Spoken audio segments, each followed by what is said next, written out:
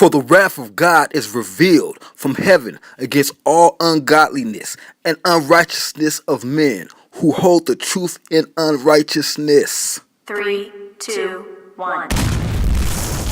Well.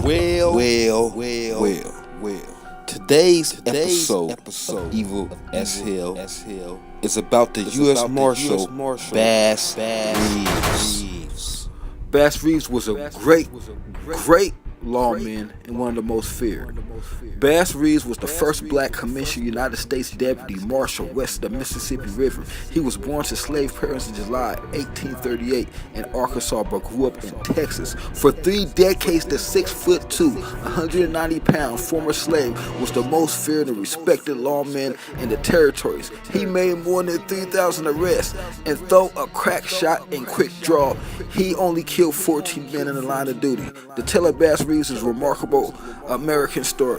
Now, this guy was just the most, man. He did so much different stuff. He didn't really want to kill you. He used his wit more to kill you. He actually went into the Civil War with his slave master, you know. He actually get into it with his slave master, ends up knocking him out and having to flee camp.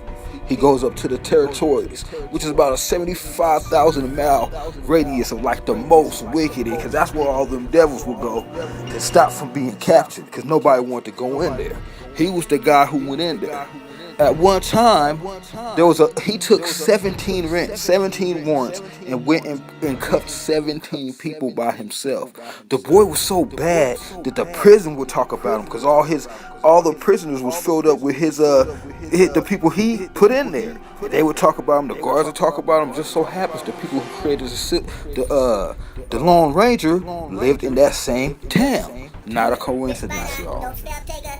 He once was looking for 3 of the most dangerous cowboys ever. Before we go there, let's go into the Judge Isaac Parker, someone called the Hanging Judge, because he was OG hang 'em high. He was hanging them high before it was cool. He didn't give a damn. You came across his office with that BS, off with his head. He dropped that hand.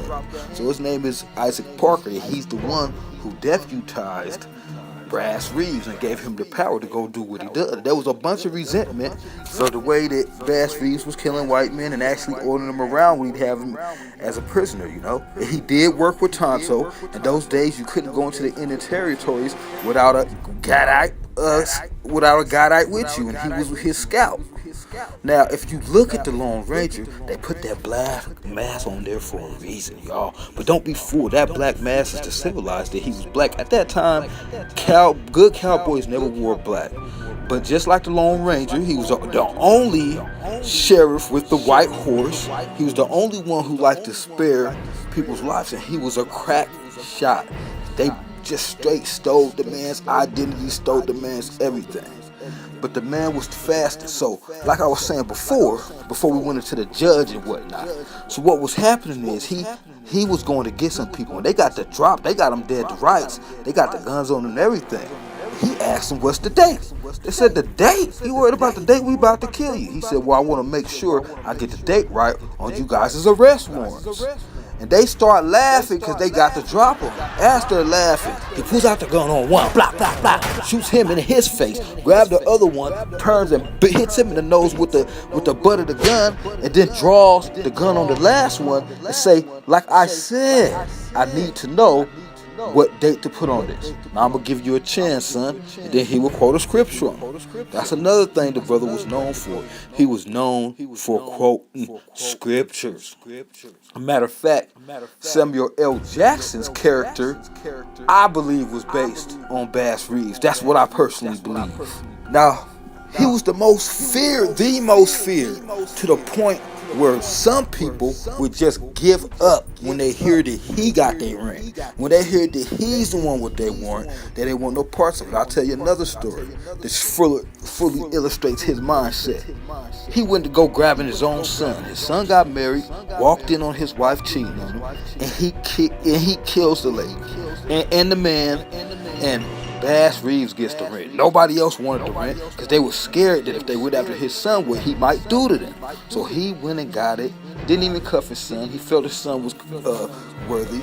took him to jail, and he spent 12 years and was freed. He once shot holes in his hat, dirtied up his clothes, and ran in a panic up to some outlaws' houses who would have shot him. Seeing him in a long range, they know he was in distraught and that he was also a Negro. They let him in, asked him to join the outfit and do a robbery. In the morning, they woke up handcuffed, sat in a chair, and watched him sleep. And when they woke up, they woke up to him with a gun on. Ready to go to jail? Actually serving in the war a long time.